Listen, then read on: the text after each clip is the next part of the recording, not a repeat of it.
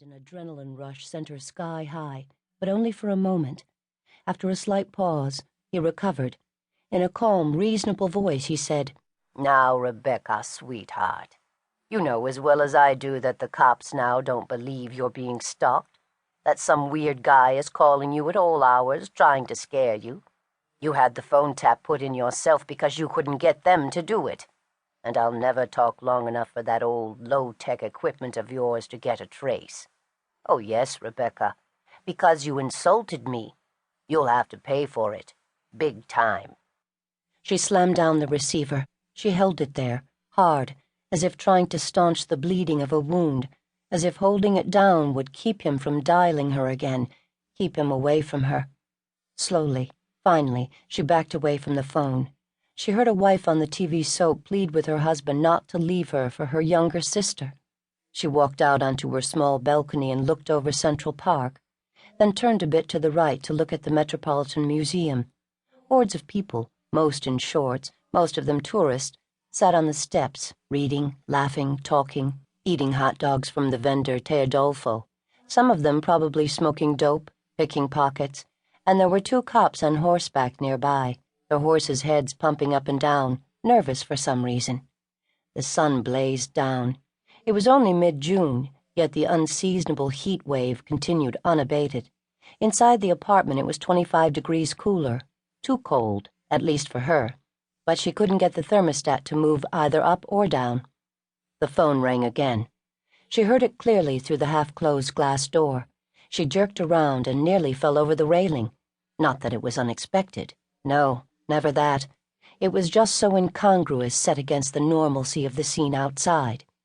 She forced herself to look back into her mother's lovely pastel living room, to the glass table beside the sofa, at the white phone that sat atop that table, ringing, ringing. She let it ring 6 more times, then she knew she had to answer it. It might be about her mother, her very sick mother, who might be dying. But of course she knew it was him. It didn't matter.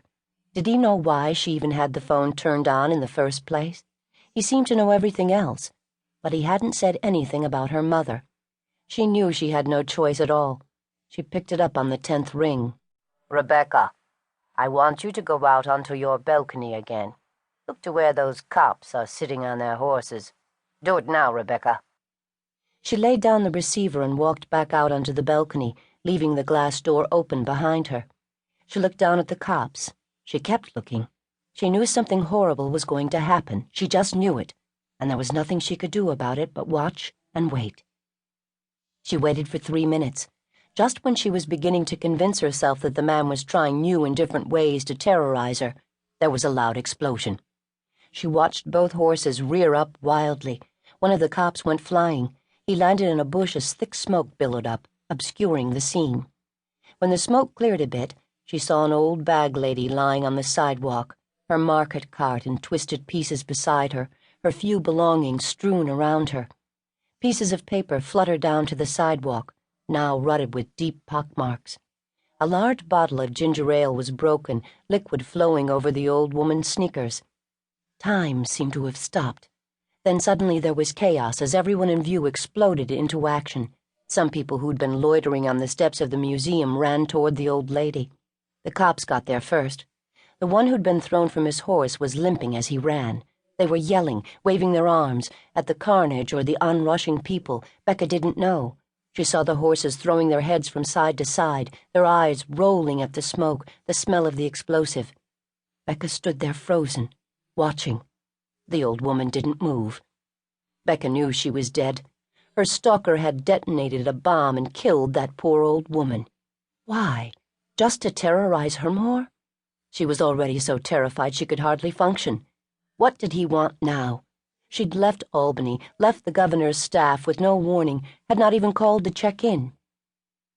She walked slowly back inside the living room, firmly closing the glass door behind her. She looked at the phone, heard him saying her name over and over. "Rebecca, Rebecca." Very slowly she hung up. She fell to her knees and jerked the connector out of the wall jack. The phone in the bedroom rang and kept ringing. She pressed herself close to the wall, her palms slammed against her ears. She had to do something. She had to talk to the cops. Again. Surely